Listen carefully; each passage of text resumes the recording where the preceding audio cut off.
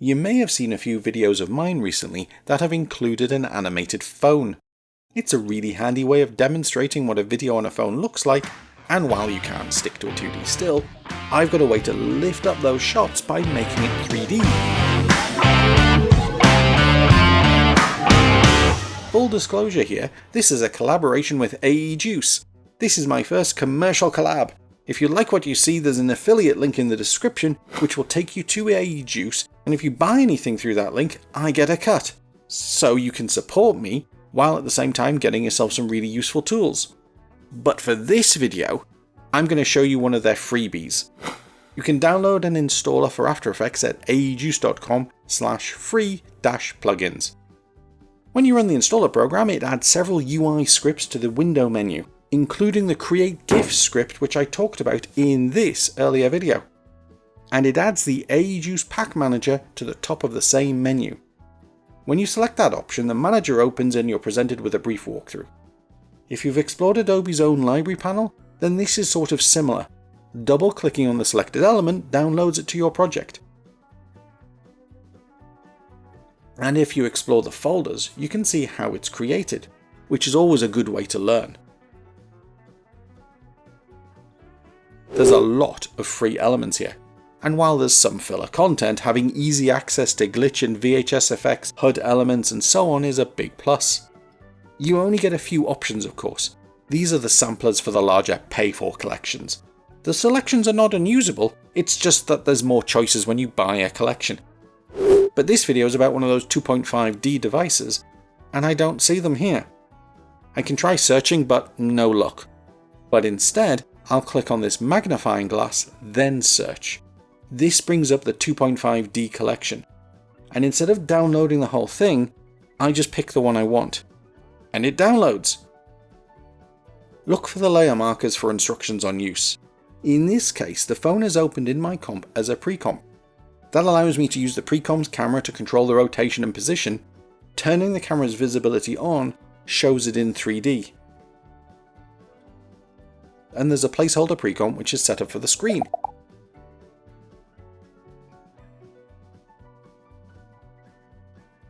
I can change the color of the phone, which is cute.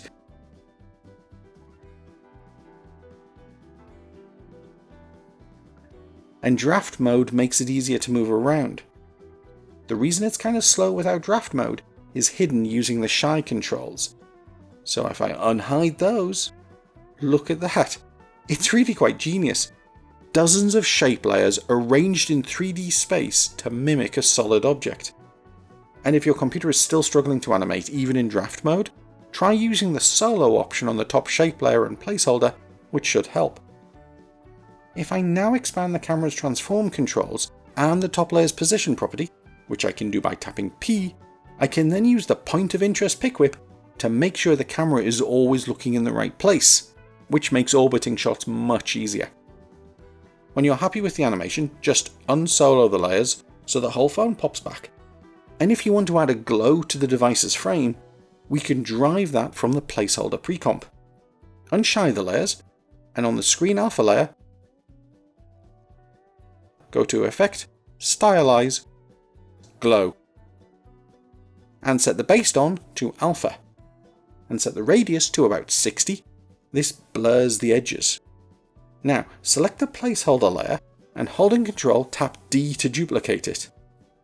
And on the lower copy, go to Effect, Stylize, CC Reptile. And add about 30 to each side. You'll see this is expanding the layer. Now go to Effect, Blur and Sharpen, Gaussian Blur, or whatever blur you choose. But crank up the amount, we don't want to see any detail here. Then go to Effect, Color Correction, Levels, and bring the black up and the middle almost all the way over. So on its own it looks pretty grim, but use the matte selection option to switch the layer's track matte to Luma Matte. And unsolo everything, and there, we get a subtle bleed of the screen onto the device. So these are the 2.5D devices, and you guessed it, AEJuice sells a 3D devices pack, which gives you models for use in Element 3D. If you have that plugin, things like screenglow and linking to a camera are taken care of for you. In fact, I could have saved myself the last 4 pages of script. Oh, they've got laptops and everything. Really wasted my time here. Or did I? Not all of you have the money to spend on collections and add-ons and tools.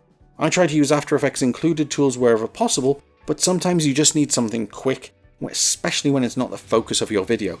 But a VHS glitch or a water effect can be something you can either spend an hour on, or 30 seconds just by using the ones from AEJuice. If nothing else, being able to dive into the compositions to see how they're created is a great way to learn. Let me know in the comments if you have AEJuice and what you use it for. The guys seem pretty nice, so I might be doing a few more of these videos. Let me know if there's anything you'd like to see me making using their packs.